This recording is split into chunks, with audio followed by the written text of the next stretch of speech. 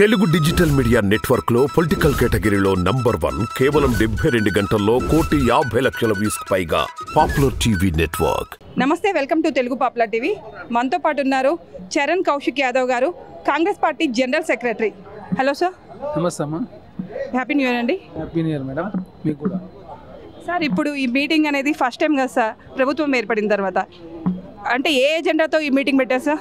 అంటే ప్రధానంగా ప్రజాప్రభుత్వం తెలంగాణ రాష్ట్రం ఏర్పడిన తర్వాత ప్రజా సమస్యల మీద అనునిత్యం ప్రజాప్రభుత్వం పనిచేస్తూ ఉంది కాబట్టి పనిచేసే ప్రజాప్రభుత్వం కూడా పార్టీ పరంగా కూడా ప్రజల్లోకి ఏ విధంగా ముందుకు పోవాలా, ప్రజా సమస్యలన్నీ కూడా పరిష్కరించడానికి కోసం ప్రభుత్వం ఉంది. కాబట్టి ప్రజా సమస్యలు ఏమున్నా కూడా పార్టీ పరంగా మీరు కూడా ప్రజాప్రభుత్వం దృష్టి తీసుకొచ్చినట్లయితే ఆ సమస్యలను కూడా పరిష్కారం చేస్తాం. కాబట్టి పార్టీ అదేవిధంగా ప్రభుత్వం కలిసి పనిచేయాల్సిన సందర్భం వచ్చింది. కాబట్టి ఈ రెండు విషయాలను క్రోడీకరిస్తే ఈరోజు గతంలో పనిచేసినటువంటి ఎమ్మెల్యే ఎలక్షన్లు కూడా చాలామంది నాయకులు పనిచేశారు.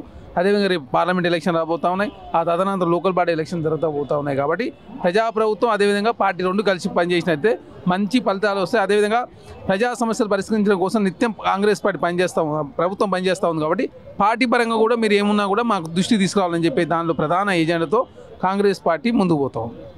సార్, ఇప్పుడు ఈ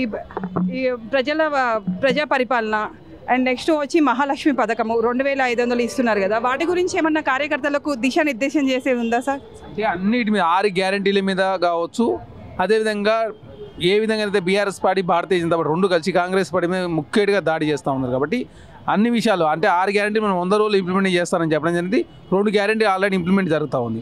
కాబట్టి నెక్స్ట్ కాంగ్రెస్ ప్రభుత్వంగా మనం ఏం చేయబోతా ఉన్నాం, ఫర్దర్గా ప్రజల్లోకి ఏ విధంగా మీరు 6 గ్యారంటీలకు సంబంధించి అప్లికేషన్ కూడా తీసుకుంటూ ఉన్నారు. పార్టీ పరంగా కూడా మిగతా ఎవరైతే మిస్ అయినారో పార్టీ కూడా దానిలో కేంద్రీకృతమై ఉంటూ పార్టీ కార్యకర్తలంతా కూడా అప్లికేషన్ తీసుకునే దానిలో భాగంగా కూడా భాగస్వాములు కావాలా. అదేవిధంగా ఎవరైతే దూరంగా ఉన్నారో వాళ్ళకి ఎవరికైతే సంక్షేమ కార్యక్రమం గత ప్రభుత్వం అందలేదో అన్నీ కూడా ప్రభుత్వం దృష్టి తీసుకొచ్చినట్లయితే ఆ సమస్యలను కూడా పరిష్కారం చేస్తామని చెప్పేసి ప్రభుత్వం భావించింది. కాబట్టి పార్టీని ప్రభుత్వాన్ని రెండు కలిపే ప్రయత్నంలో భాగంగా ఈరోజు మీటింగ్ జరగబోతాం. ఇప్పుడు ఎంపీ ఎలక్షన్లకు సంబంధించి కూడా ఏమైనా దిశానిర్దేశం చేశారా సార్ ఇక్కడ?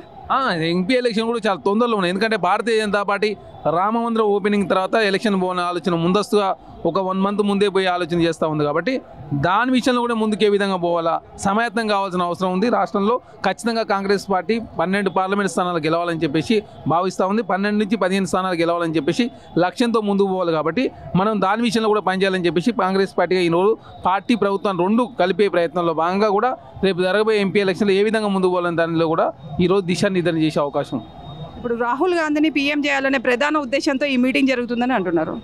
ప్రధానంగా తెలంగాణ రాష్ట్రంలో కాంగ్రెస్ పార్టీ అధికారంలో ఉంది. కాబట్టి కాంగ్రెస్ పార్టీ మంచి మెజార్టీ స్థానాలు ఇక్కడి నుంచి ఇచ్చినట్లయితే సౌత్లో కర్ణాటక కూడా ప్రభుత్వం ఉన్నది. అదేవిధంగా తమిళనాడులో కూడా కాంగ్రెస్ పార్టీ మంచి సీట్లు ఉన్నాయి, కేరళలో ఉన్నది, పుడిచేరిలో ఉన్నాయి. కాబట్టి ఖచ్చితంగా సౌత్ అనేది చాలా కీలక పాత్ర పోషించే అవకాశం ఉంది. కాబట్టి సౌత్ నుంచి ఎక్కువ సీట్లు మినిమం 50 సీట్లు వచ్చినట్లయితే ఖచ్చితంగా కేంద్రంలో కాంగ్రెస్ ప్రభుత్వం వచ్చే అవకాశం చాలా స్పష్టంగా ఉంది.